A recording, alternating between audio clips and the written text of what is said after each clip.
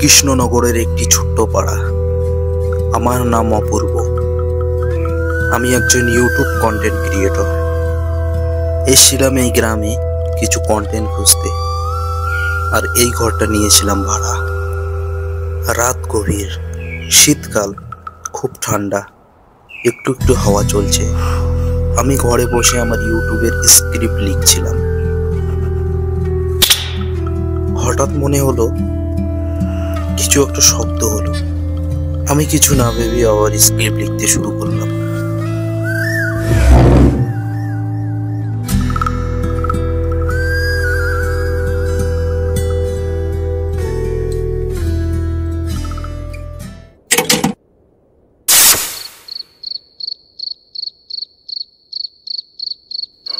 মনে হলো জানলার কাছে কিছু একটা তো ছিল, তাই আমি এগিয়ে গেলাম সাহস করে।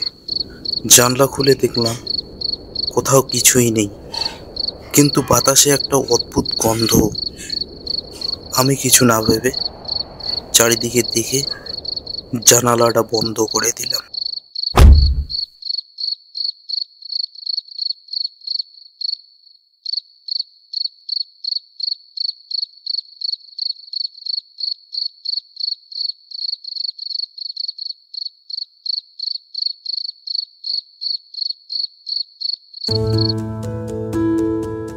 পরের দিন সকালে আমি বেরিয়ে পড়লাম এই গ্রামের ভিডিও বানাতে।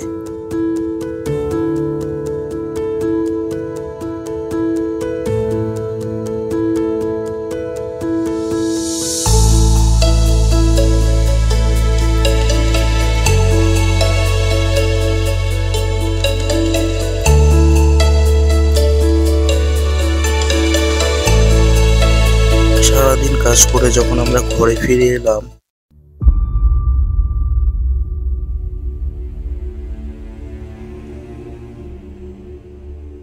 ভাই দারুণ ছবি আঁকছিস তো।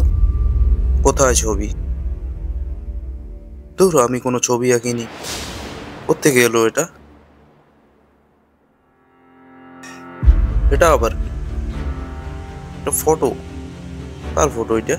কালকে তো এখানে ছিল না এই ফটোটা। তারা তো আমি একটা ছবি তুলে রাখি, পরে দেখে নিব।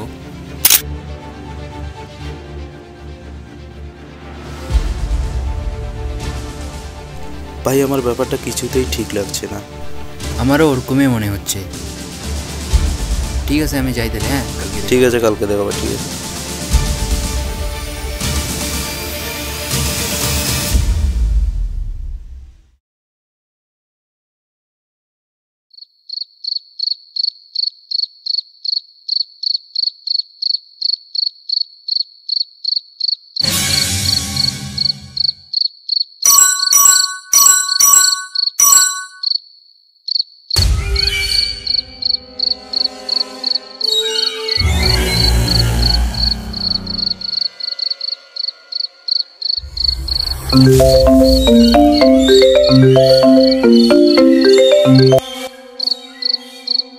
হ্যালো ভাই, বল। হ্যালো অপূর্ব, তুই আজকে তোর অফিস থেকে বেরোস না। তুই কি বলতে চাচ্ছিস? ছায়াটা ওটা যেন জীবন্ত। ধুর, বাজে বকিস না। আমি কোনো বাজে বকছি না। ঠিক আছে, কালকে কথা হবে। ঠিক আছে, ঠিক আছে। ওকে, ঠিক আছে, কালকে কথা হবে।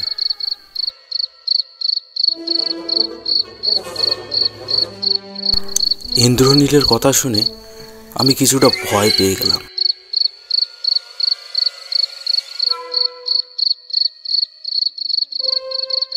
কিন্তু আমি বেশি কিছু না ভেবে ঘুমিয়ে পড়লাম সেখানেই।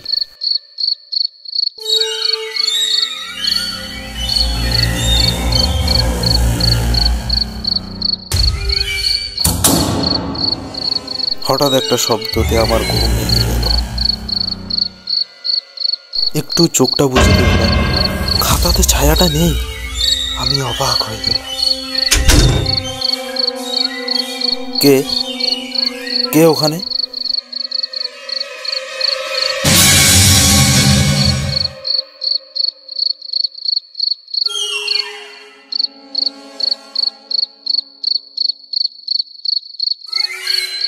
আমি ভীষণ চিন্তায় পড়ে গেলাম।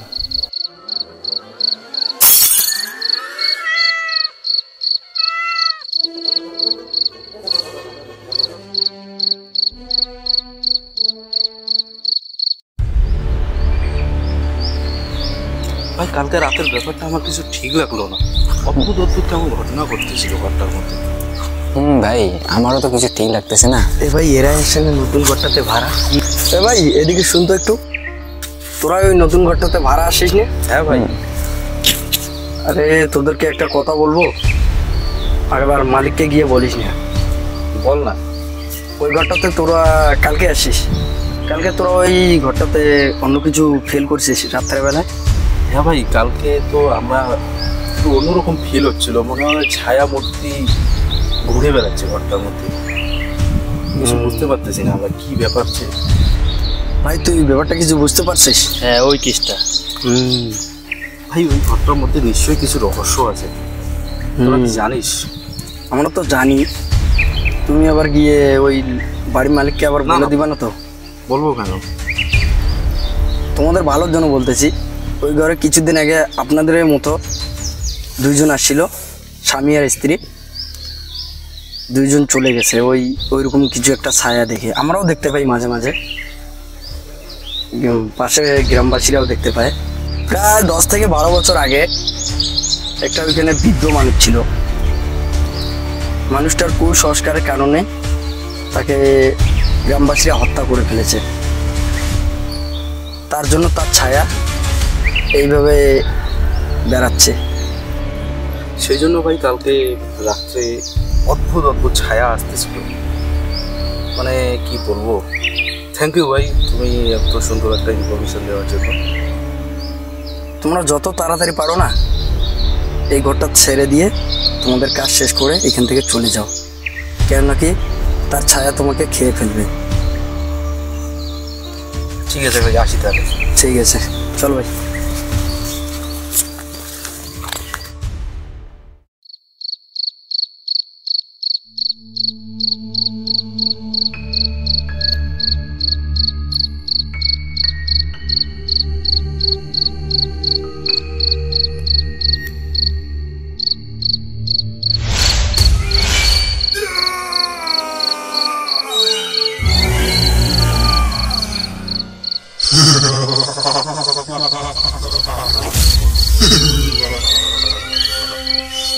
কে তুমি? কি চাও? তোমরা কেন আমার শান্তি নষ্ট করছো? মুক্তি দাও আমাকে, মুক্তি দাও, না হলে আমি তোমাদেরকে শেষ করে দেব। ছাড়ো আমাকে, ছাড়ো ছাড়ো ছাড়ো আমাকে, ছাড়ো।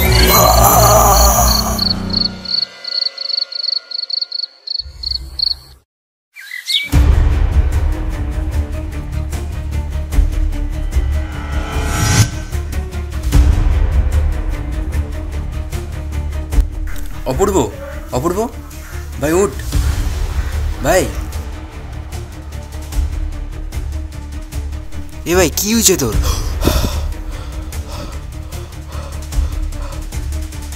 ভাই ব্যাপারটা কিন্তু খুব বিপজ্জনক হয়ে গেছে, আমাদের কিন্তু কিচ্ছুতেই ছাড়বে না। আমারও তাই মনে হচ্ছে। ও যা চাইছে আমাদের সেটাই করতে হবে। ওর ফটোগুলা আর স্ক্রিপ্টটা চল আমরা গিয়ে পুড়িয়ে দেব। হ্যাঁ সেটাই ভালো হবে, চল চল চল। আমরা ছবিগুলো পুড়িয়ে ফেললাম, চারিপাশটা কেমন যেন শান্ত হয়ে গেল। হয়তো সেও মুক্তি পেল আর আমরাও মুক্তি পেলাম। আমরা যত শিগগির এই কৃষ্ণনগর থেকে চলে যাব। Bye bye Krishnanagar.